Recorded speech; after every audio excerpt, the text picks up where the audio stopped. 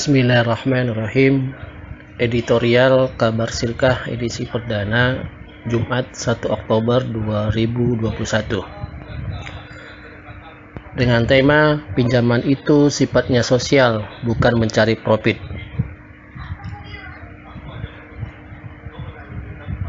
Assalamualaikum warahmatullahi wabarakatuh. Apa kabar pemirsa sekalian? Semoga selalu dalam lindungan Allah Subhanahu wa taala. Amin ya rabbal alamin. Mungkin setiap orang pernah melakukan akad pinjaman. Sudah menjadi kebiasaan umat Islam sekarang ini jika membuka usaha mencari pinjaman modal. Mayoritas pinjaman berasal dari bank, baik bank konvensional maupun bank syariah. Ada juga pinjaman yang berasal dari perorangan ataupun kelompok. Bagaimana sebenarnya status pinjaman dalam berusaha dalam konteks Islam? Nah, pertanyaan ini perlu dipertanyakan kembali walaupun sepertinya klise. Ya, kenapa klise?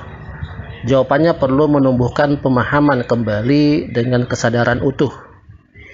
Banyak kita dapati umat Islam jika mau melakukan pinjaman usaha, yang pertama dalam benak mereka adalah bank sebagai sumber pendanaan.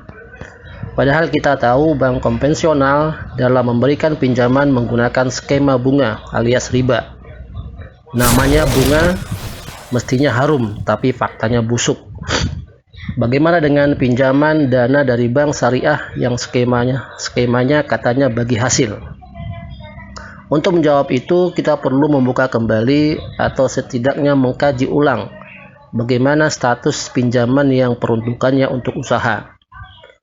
Usaha targetnya adalah mendapatkan profit. Jika tidak, berarti bukan usaha, tapi kegiatan sosial. Untuk membuka usaha biasanya perlu pendanaan. Bukan berarti tidak ada usaha yang pada awalnya tidak memerlukan dana. Akad pinjaman atau utang piutang dalam Islam sifatnya sosial, membantu atau menolong. Yang meminjam untuk menyelesaikan masalahnya tidak boleh untuk mendapatkan profit. Hal ini berdasarkan hadis dari Rasulullah SAW. Kullu qardun jara manfa'ah fahuwa riba.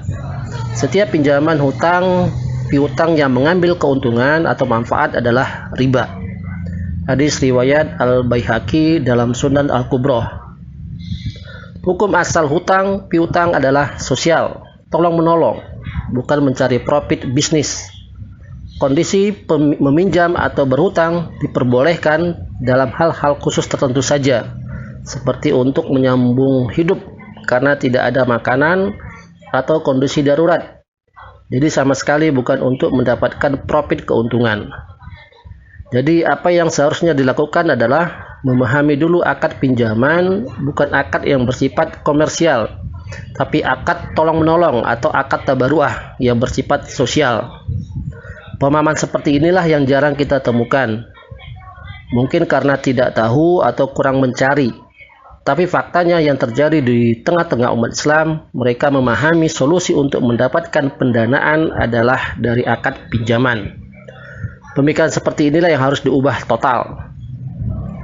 Kenapa umat Islam berpikiran seperti itu?